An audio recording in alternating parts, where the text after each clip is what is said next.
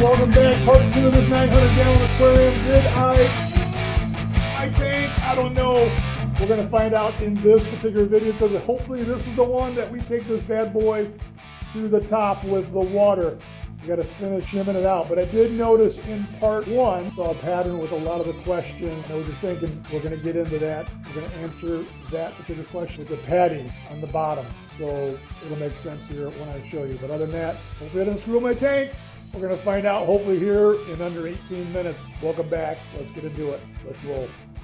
All right, so in the last video you guys saw this back corner has been corrected. So I think we're good over there. Now the issue is over here. We've got just a little bit of a space between the bottom of the acrylic and the top of this plywood. It's hard to tell. Let me show you real quick with a piece of paper. All right, so I'm just go ahead and slide this in here. Look at that. Look how easy that went in there. That makes absolutely no sense. How far? I go to the right, about it. And then down here, right about there. What is that? About 10, 12 inches in. Not quite sure why this is doing this, obviously, but it's doing it. All right, so let me just get into this real quick. The big question that came out from the original video was, why did you not put padding underneath the aquarium? I guess the short answer to that is we could not. We literally, our hands were tied. Whoever had this before me, they glued the acrylic to this piece of 3/4 plywood. And on top of that, they screwed the plywood to the steel top. So we couldn't even slide this off. We couldn't even slide this off. We were forced to pick up the entire aquarium in the air and take a Metabo cutting wheel and literally cut off the original 10 legs, which look just like this, because obviously this is them. Then we welded on this new top. So this is all new. We wire brushed it, we painted it, made this 100%. Then we obviously took our piece of plywood, screwed it down. So this is all locked and done. And then eventually we would slide this right on top of here. So we did not have the ability ever to put a piece of padding underneath the aquarium. So do I agree with that? Yes and no. I mean, I guess there comes a time with larger aquariums, where is that fine line where you can put padding underneath the aquarium? I mean, this is obviously 900. It's pretty good size, but I mean, they just keep on going. I mean, if you had a tank that was 5,000, 10,000, 50,000, eventually still there comes a time when the padding does not go under an aquarium. Granted, if you have like a, 200, 300, 500, 700, I mean, even this, I guess if I had the ability, maybe at one time, to slide a piece of 1/2-inch foam underneath, I probably would have. But like I said, I really could not. My hands were tied. So that obviously puts us back to where we're at right now. Why is this thing tweaked?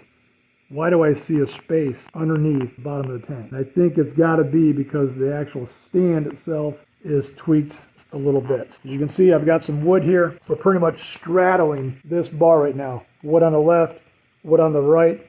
You can see I've got the bottle jack ready to go. We're going to put pressure right here. We're going to raise this up a little bit. Not much. We're just going to close this gap. And with that, I've got some shim stock. All different thicknesses right down to the thousands. And we're going to put that right underneath here. And then eventually, once we get the sweet spot and everything's, touching and we're good, then we'll go ahead and fill in the voids throughout here and pretty much anywhere, because we want to be in the same situation we were before. But yeah, that's what's going on. We could not put padding underneath the aquarium. So let's go ahead and get everything lined up, put a little bit of pressure on this, and hopefully we can close the gap here. Here we go. All right, so we're done. So this is 304 stainless steel. There was 24 pieces in a box. Some of them I had to cut into half. They were 6 inches in length, 3 and 3, because I did notice that once I started sliding them underneath, I did like the other one, some are 222. If I slid it underneath, man, I couldn't get it back out. I think we got a good thing going on now. Big thing is corner leg right here. So I definitely had to put one in at an angle. I don't know. Kind of looking backwards now, I think where I really screwed up was we should have welded on at least probably 8 adjustable leg underneath this thing. Because this flat on flat, obviously if it's in a perfect flat concrete floor, that's one thing, but to make it so you have no means to adjust your stand, I don't know. That's kind of questionable. Smaller tank, that's one thing, but you start getting something this big where it's 10 foot long, it'd be really nice to have the ability to turn a jack and put this thing exactly where you need it to go. Not play this game that I'm doing right now where I'm messing with shim stock down to the thousandths. That's a little tricky. All right, let's go ahead and drop this thing down, and hopefully we're looking a little bit better. So let's just say that this massive coral formation is deducting about 100 gallons of water. So let's just say there's 800 gallons of water that's going to show up. So take that 8, obviously a gallon of water is 8.34, but salt water is a tad heavier, roughly around 8.54. Let's take that and multiply that times 800 gallons of water. You're probably pushing around 6,800 pounds of weight. That's a lot. So you're talking probably 3.5 tons. I mean, heck, my Dodge Ram is probably somewhere in that range. All that weight is pushing down on this floor. This is going to be 10 by 3 footprint. So that's why I was really nervous the other day when things were not playing out correctly, but I think we're ready now. So 30 square feet, right, 10 times 3, is going to capture 6,800 pounds of weight, but that doesn't even include the weight of the tank. When we picked this thing up, it was 3,500 pounds with the tank, the steel plate underneath, which is the original stand, and that coral formation. And let's not forget how many hundreds of pounds of sand that's in the bottom. So it's going to be pretty heavy. You take that 6,800, you might as well be pushing, probably come up around 10 to 11,000 pounds of weight that is up on the second floor. So it's time to take the water from the 720 and pump it up here and do, well, in this case, our second leak check. I think we're ready to go. All right, you want to talk about nerve-wracking? This is nerve-wracking. Take a look at this. The hose is in, and there's the water. Finally, after all of these months and the issues that we've had, it's time to fill the 900-gallon aquarium up, 10 by 3 deep by a whopping 4 feet tall. The thickness, 1.25 inches. Oh, I wish that was 2 inches, but it's not. It's 1.25 inches, and more than likely we're going to get deflection, which really sucks. Meaning this main panel right here, it's probably going to be bowing outward. Oh God, that's going to be nerve-wracking. I'm going to be a nervous wreck when I put the level on that thing. Well, as you can see though, there it is.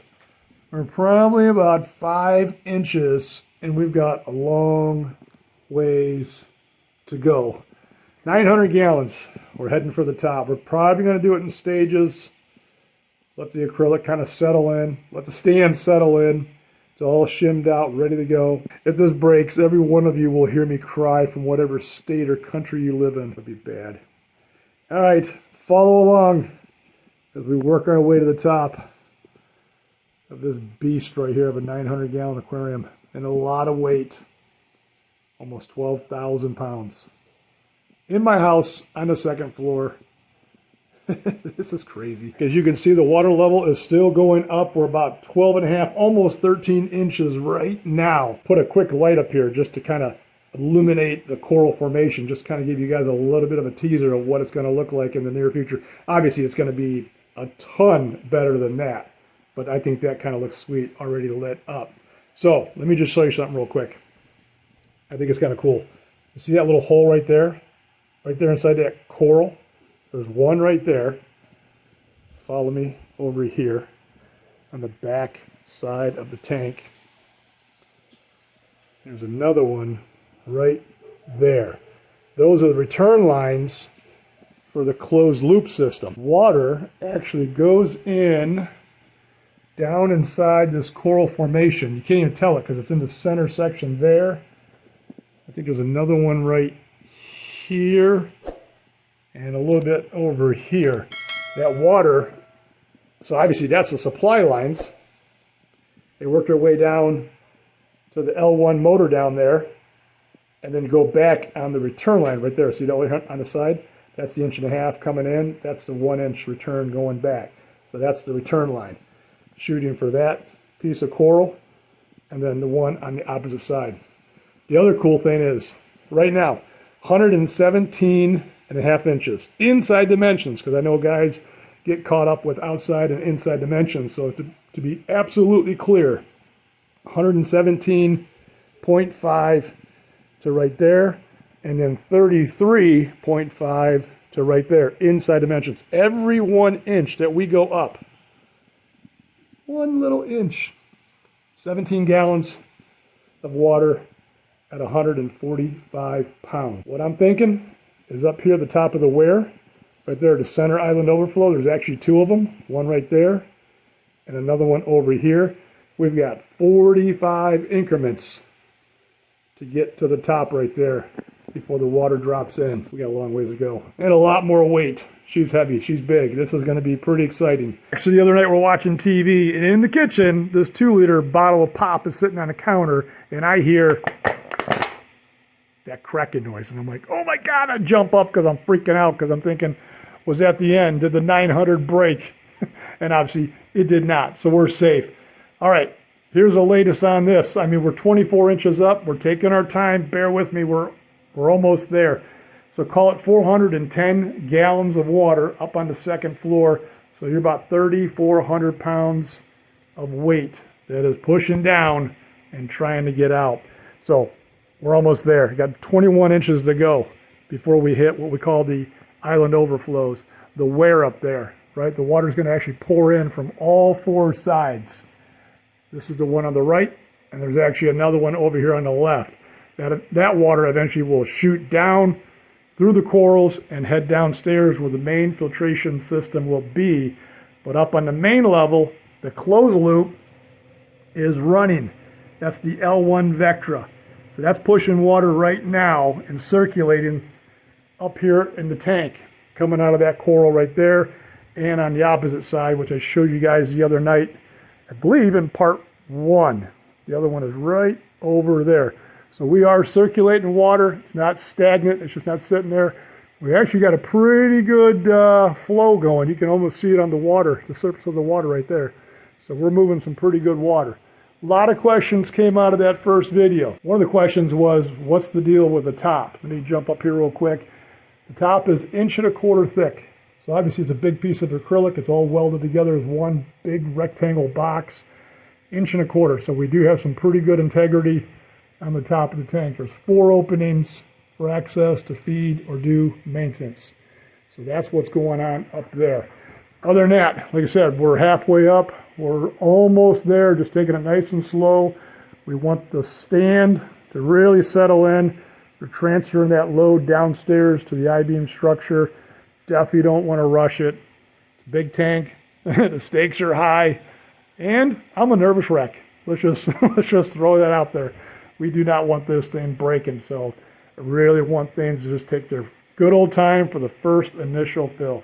So you're wondering, what's the latest on the 900-gallon fill? Well, she's about 3/4 of the way to the top.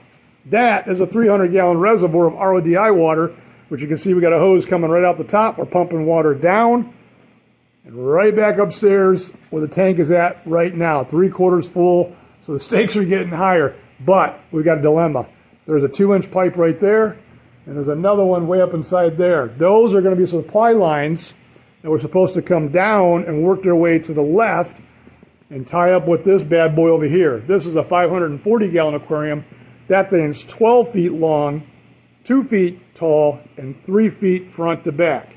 They were supposed to work together, and all those supply lines were supposed to come down here to this rock infiltration system I was just getting ready to build. You can see I've got 8 socks right there. All that water was going to come together, pour through. I was going to put live rock down inside over here, which just so happens I've got some standing by. I turned off the pump for the video. So we're going to have live rock down inside here for a good biological bed. I was thinking about introducing this other sump. We were going to put in Kato. I've got the protein skimmer standing by. Look at this reflow monster right here. So that was going to be part of it. And then all that water was going to get picked up over here by the tiger shark. This monster right here does 8,700 gallons per hour at 18 feet of head pressure. So we needed that specifically because the aquarium is so high over there. But now the problem lies, I think that might be a mistake. I'm not quite sure if I want both tanks working together, because if something ever comes up maybe a year down the road where I need to relocate that tank, hint, hint, I think I might be pinching myself for all the supply and return lines working together. So all that being said, yesterday I started gutting this entire area. I think what's going to happen is the stand's coming in the night. We're going to take that sump and put it over here, and we're going to have our own independent system specifically for the 900-gallon tank. I don't know. Hopefully that's the right move. But I was nervous because if I put this tank together with the 900, if I do get into some corals, I mean, obviously any chemicals that are used, now we're not just working with 540 gallons of water, we're working with 540 plus 900. So that changes a lot of the parameters if you're doing any form of dosing. I don't know. Hopefully I'm going down the right path here by keeping them completely separate. So that's the plan. Stand's coming in the night. We're going to move the sump. All right, so we're going to wrap this video up here real quick, but there's two things I want to show you real quick. As you can see, the stand is in, but I don't like it.